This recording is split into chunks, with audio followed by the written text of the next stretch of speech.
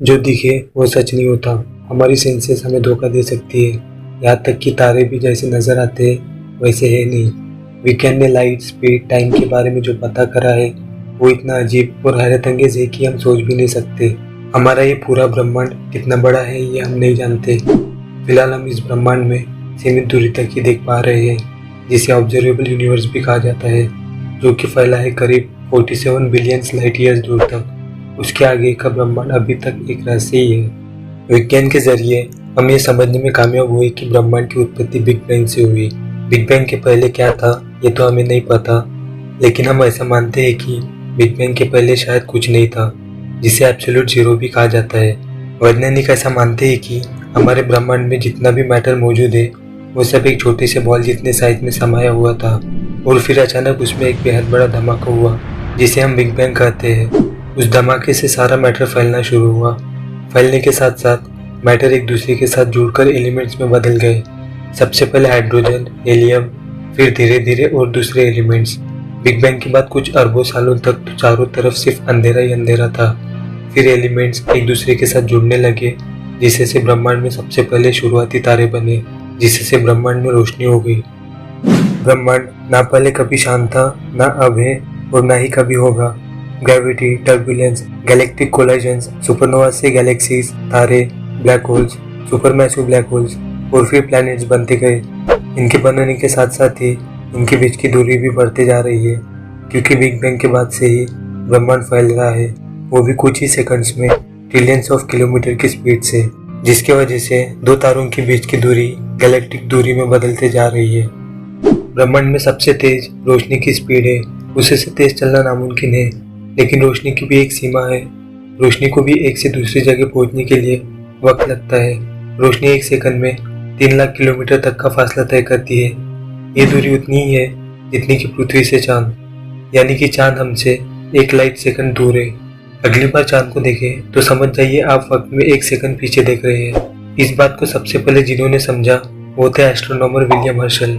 William Herschel ऐसे पहले इंसान थे जिन्होंने ये समझा कि टेलीस्कोप असल में एक तरह से टाइम मशीन की तरह है, जो हमें वक्त में पुरानी रोशनी दिखाता है।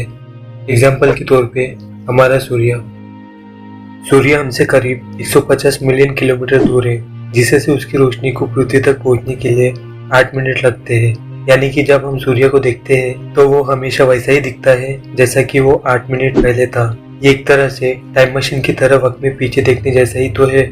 यह अजीब है, लेकिन यही सच्चाई है। उसी तरह नेपच्यून से आ रही रोशनी को पृथ्वी तक पहुंचने के लिए 4 घंटे लगते हैं, यानी कि पृथ्वी से हम जो नेपच्यून देखते हैं वो हमेशा 4 घंटे पुराना होता है। लेकिन ग्रहों की दूरी, सौरमंडल के बाहरी तारों, गैलेक्सीज, इनकी दूरी के सामने तो कुछ भी नहीं। इन विशालकाय दूरियों को मापने के लिए हम लाइट ईयर्स का इस्तेमाल करते हैं। एक प्रकाश वर्ष यानी कि 10 ट्रिलियन किलोमीटर, यानी कि रोशनी को 10 ट्रिलियन किलोमीटर दूर पहुंचने के लिए 1 साल लग जाता है।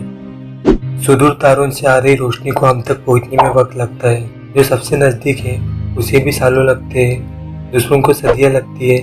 कुछ तारे तो इतनी दूर है कि उनकी रोशनी को पृथ्वी तक आने में कई युग लग जाते हैं। कुछ तारों की रोशनी जब तक यहाँ पहुँचती है तब तक वो खत्म हो चुके होते हैं। हम उन तारों की भूत ही तो देख रहे होते हैं, हमें उनकी रोशनी तो दिखाई देती है, लेकिन उनका शरीर बेहद पहले ही खत्म हो चुका होता है। सूर्य से सबसे नजदीकी तारा प्रोक्सिमा सेंटोरी पृथ्वी से 4 प्रकाश वर्ष से थोड़ा सा दूर है। 4 प्रकाश वर्ष की दूरी कितनी होती है? नासा का वॉयेजर स्पेसक्राफ्ट 56,000 किलोमीटर प्रति घंटे की स्पीड से चलता है। इतने जबरदस्त रफ्तार के बाद भी वॉयेजर को प्रोक्सिमा सेंटोरी तक पहुंचने के लिए 80,000 से भी ज्यादा साल लगेंगे। और प्लेइडिस क्लस्टर के तारे, ये तो हमसे 400 लाइट ईयर्स दूर है। क्रैब नेबुला कभी एक बहुत बड़ा तारा था, सूर्य से 10 गुना ज्यादा मास वाला। फिर विस्फोट होने के बाद ये सुपरनोवा बन गया। जब हम पृथ्वी से क्रैब नेबुला को देखते हैं तो असल में हम वक्त में बेहद पीछे देख रहे होते हैं। क्रैब नेबुला पृथ्वी से करीब 6,500 प्रकाश वर्ष दूर है। हमारी अपनी आकाशगंगा का सेंटर पृथ्वी से करीब 30,000 प्रकाश वर्ष दूर है। जो रोशनी हमें सोमरेरो गैलेक्सी से आती दिखाई देती है वो 3 करोड़ साल पुरानी है, मगर 3 करोड़ प्रकाश वर्ष की दूरी भी हमारे ब्रह्मांड में आस पड़ोसी मानी जाती है। यह आकाशगंगा कॉमा क्लस्टर का एक हिस्सा है, जो हमसे 32 करोड़ प्रकाश वर्ष दूर है। यह बेहद पुरानी रोशनी तो है, लेकिन इससे पुरानी रोशनी भी हम देख पाए हैं। सबसे पुरानी रोशनी रात में बेहद हल्की और भूतिया नजर आती है। ये लाल धब्बा हमें सबसे पुरानी नजर आने वाली आकाशगंगाओं में से एक है। ये रोशनी 13.5 अरब साल पुरानी है, जिसे हबल स्पेस टेलीस्कोप ने देखा। ये रोशनी जब वहां से चली होगी तब पृथ्वी पर क्या हो रहा था? कुछ नहीं, तब तो पृथ्वी बनी भी नहीं थी, ना ही सूर्य और ना ही हमारा सौरमंडल। इसके कुछ अरबों साल बाद ये सब बने। जब हम ब्रह्मांड में इससे भी आगे देखने की कोशिश करते हैं तो लगता है स्पेस यही खत्म हो रहा है, मगर असल में यहाँ से तो टाइम शुरू होता है। अगर आपको ये वीडियो पसंद आया तो लाइक और शेयर जरूर कर दीजिए।